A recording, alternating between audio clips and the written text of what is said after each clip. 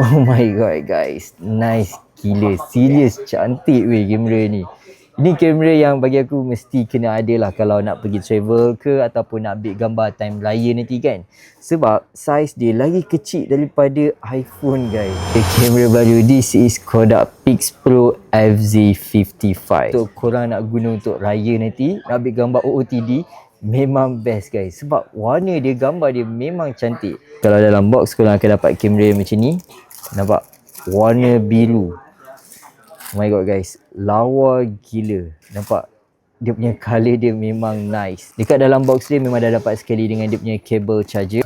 Dia punya bateri, dapat sekali tali, and dapat sekali dengan manual boot guys. Cara nak masuk bateri dia senang saja, just tarik atas sini, korang just slot in bateri sahaja. Siap.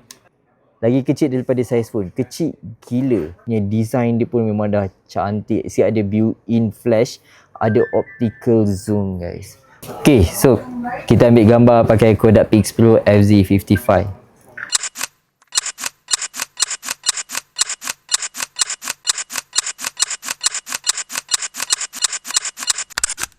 Serius, lawa gila. Macam gambar vintage tau. Tapi yang paling best, dia ada built-in flash. Okay guys, so ini adalah video daripada Kodak Pixpro FZ55. Cantik tak video dia guys? Kalau cantik, komen cantik dekat bawah. Alright guys, so kalau korang nak Pixpro FZ55 macam kamera yang aku tengah pegang ni, korang boleh terus tekan dekat beg kuning di bawah selagi stok masih ada guys.